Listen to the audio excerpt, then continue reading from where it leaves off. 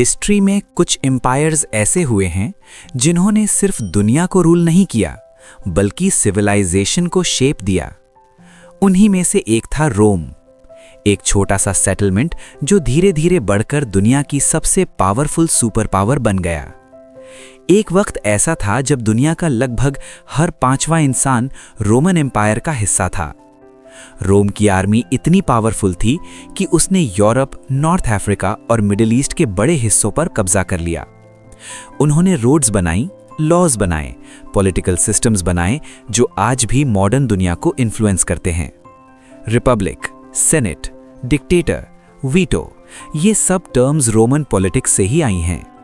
लेकिन सवाल ये है, एक छोटा सा सिटी स्टेट इतना बड़ा एम्पायर कैसे बन गया?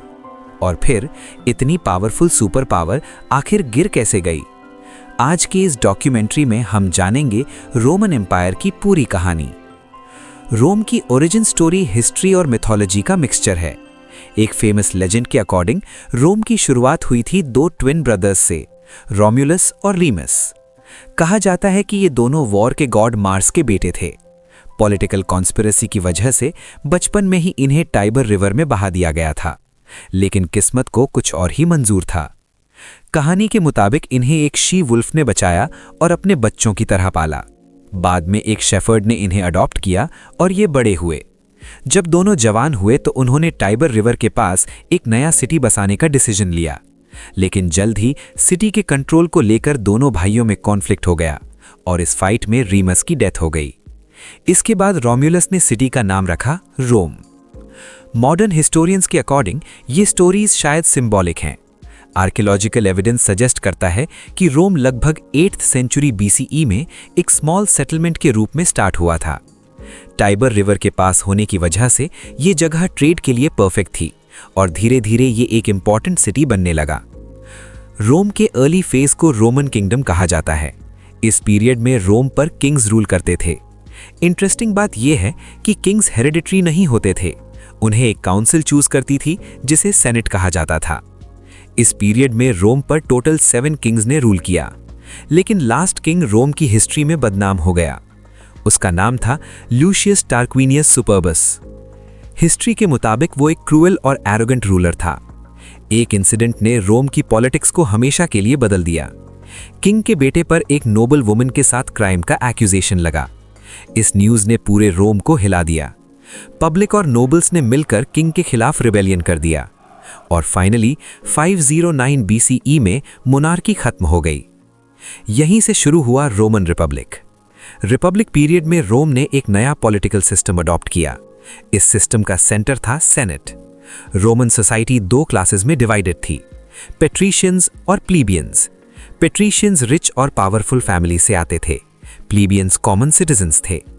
हर साल 2 लीडर्स इलेक्ट किए जाते थे जिन्हें कॉन्सिल्स कहा जाता था। यह सिस्टम पावर बैलेंस मेंटेन करता था, लेकिन कॉन्फ्लिक्ट्स भी होते थे क्योंकि पेट्रिशियंस के पास ज्यादा पावर होती थी। फिर भी रोमन रिपब्लिक लगभग 500 ईयर्स तक सर्वाइव की। इस पीरियड में रोम ने अग्रेसिव एक्सपेंशन शुरू किया। धीरे धीरे रोम ने पूरे इटालियन पेनिनसुला पर कंट्रोल कर लिया। रोम के एक्सपेंशन का सबसे बड़ा चैलेंज था कार्थेज।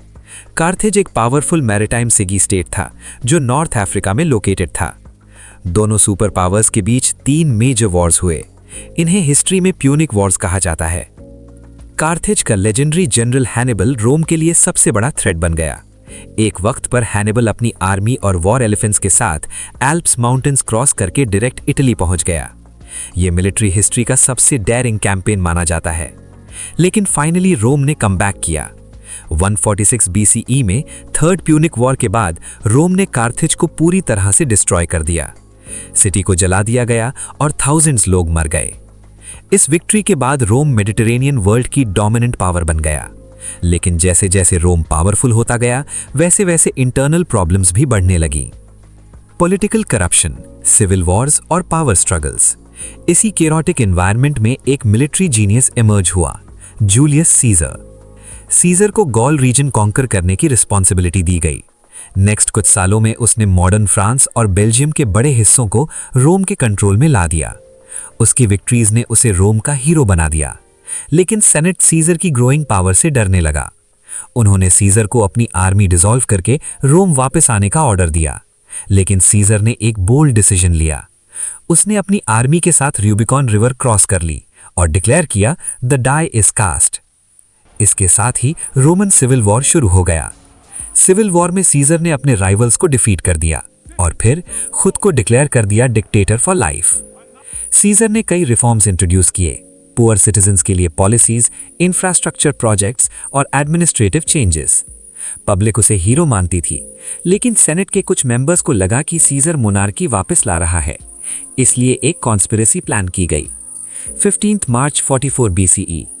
इस दिन सेनेट मीटिंग के दौरान सीजर पर अटैक हुआ। उस पर 20 से ज्यादा बार चाकू से वार किया गया और इसी के साथ हिस्ट्री के सबसे फेमस असैसिनेशंस में से एक कंप्लीट हुआ। सीजर की डेथ के बाद रोम फिर से सिविल वॉर में चला गया। फाइनली सीजर के अडॉप्टेड हेयर ऑक्टेवियन ने पावर कैप्चर कर ली। उसने अपना नाम रखा ऑगस्टस और इसी के साथ रोमन रिपब्लिक ऑफिशियली खत्म हो गया और शुरू हुआ रोमन एम्पायर। ऑगस्टस का रूल रोम के गोल्डन एज की शुरुआत थी। इस पीरियड को कहा जाता है पाक्स रोमाना, रोमन पीस। लगभग 200 इयर्स तक एम्पायर में स्टेबिलिटी और प्रॉस्पेरिटी रही। ट्रेड, आर्किटेक्चर, साइंस और कल्चर फ्लरिश करने लगे। लेकिन कोई भी एम्पायर हमेशा के लिए पावरफुल नहीं रहता। टाइम के साथ रोम में प्रॉब्लम्स बढ़ने लगीं। पॉलिटिकल इंस्टेबिलिटी, इकोनॉमिक क्राइसिस और करप्ट लीडरशिप। कई एम्परर इनकॉम्पिटेंट थे। कुछ को असैसिनेट कर दिया गया, कुछ को आर्मी ने हटा दिया। 3rd सेंचुरी तक रोमन एम्पायर ऑलमोस्ट कोलैप्स के एज पर था। सिचुएशन कंट्रोल करने के लिए एम्परर डायक्लोटिशियन ने एम्पायर को 2 पार्ट्स में डिवाइड कर दिया, वेस्टर्न रोमन एम्पायर और Eastern Roman Empire. Eastern part gradually Byzantine Empire बन गया और इकोनॉमिकली स्ट्रांग हो गया, लेकिन वेस्टर्न पार्ट वीकर होता गया। 4th और 5th सेंचुरी तक जर्मैनिक ट्राइब्स रोमन टेरिटरी पर अटैक करने लगे, गॉथ्स, वैंडल्स और दूसरी ट्राइब्स। 410 CE में रोम सिटी को सैक कर दिया गया। 455 CE में वैंडल्स ने फिर अटैक किया और फाइनली 476 CE में last western Roman emperor Romulus Augustulus को पावर से हटा दिया गया और इसी के साथ वेस्टर्न रोमन एम्पायर का एंड हो गया। रोमन एम्पायर खत्म जरूर हुआ, लेकिन उसकी लेगेसी आज भी जिंदा है। Modern law systems, democratic institutions, roads, architecture और लैंग्वेजेस। रोम ने सिर्फ टेरिटरी नहीं जीती, उसने सिविलाइजेशन को शेप दिया और इसीलिए आज भी एक कहावत कही जाती है, Rome wasn't built in a day.